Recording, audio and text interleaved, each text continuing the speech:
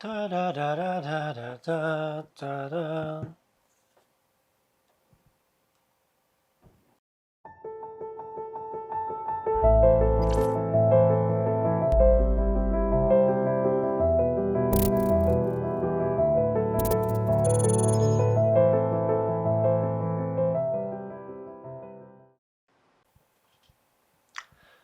What's up everyone, it's Kay here. Welcome to my another video. When I ask people about what gear or accessory give them the most trouble, a lot of them say speedlight or flash.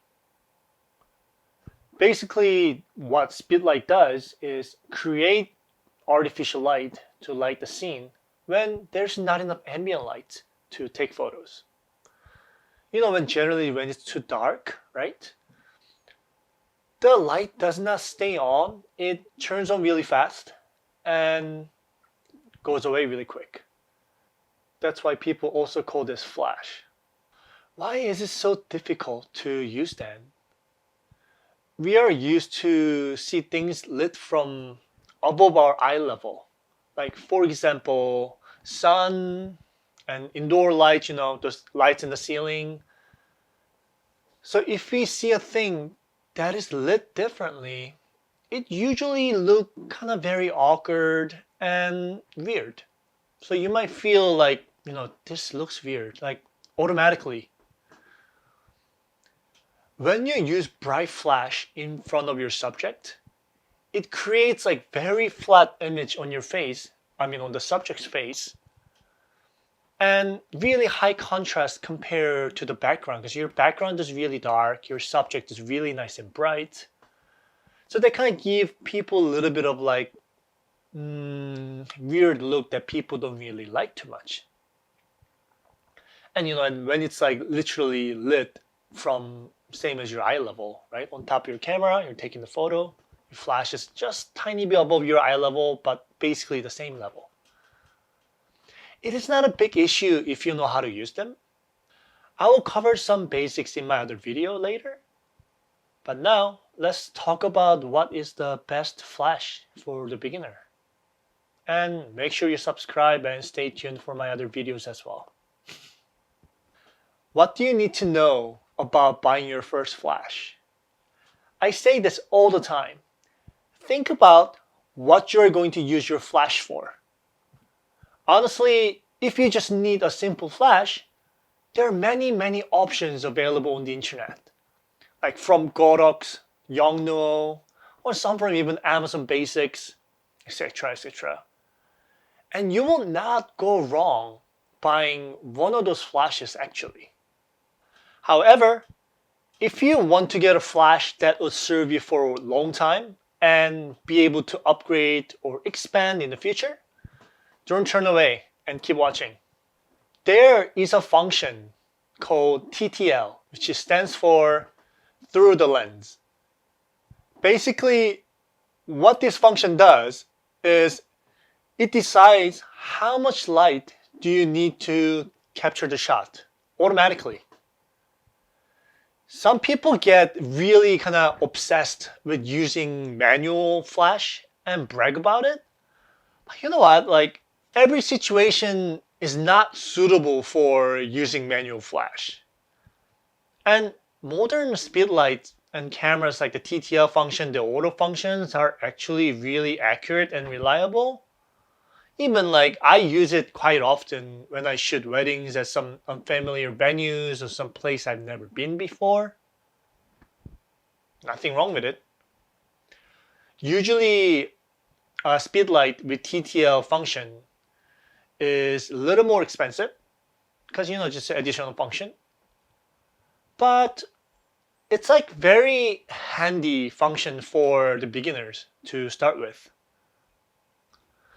Another thing to see is how the interface is designed. If you're looking to get a cheapest one available in the market, some of them doesn't even have LCD screen to display settings and power. When you look at this flash here, if I turn it on, I have a screen that tells me what modes I'm in and what kind of power level I am every time I shoot. So it's kind of like useful to know like what setting you are in, and the display definitely helps, right?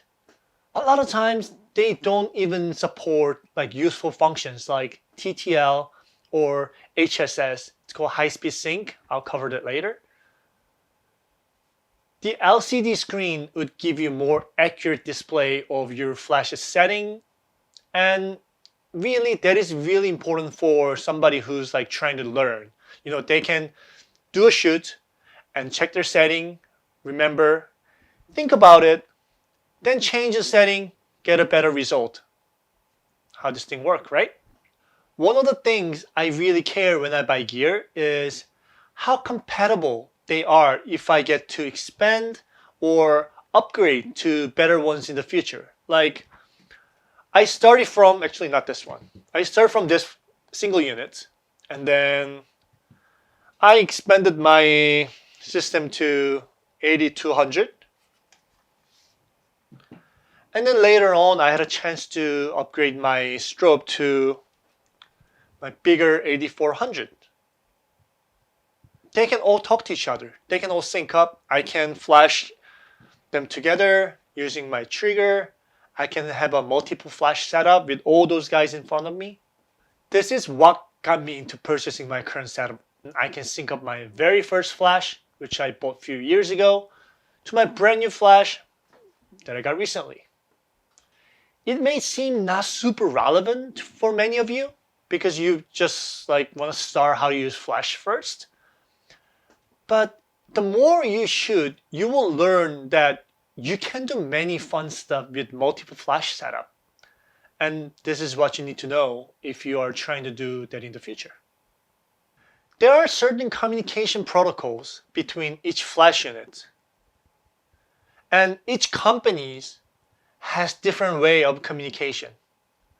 It allows each unit to support advanced functions like TTL or HSS and able to change flash settings and powers remotely, which is super handy when it comes to flash. For example, Nikon Speedlight can communicate with other Nikon Speedlights.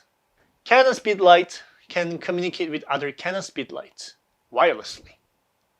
However, Nikon Speedlight can't really communicate with Canon Speedlights other than flashing at the same time wirelessly, which is called the optical sync, and this is one of the very basic functions of Speedlights.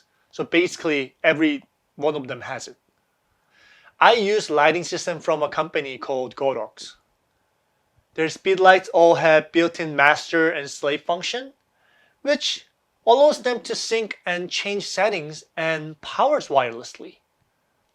Also, I can sync them with my bigger studio lights. Like I can sync my speed lights with my big studio lights and use it at the same time.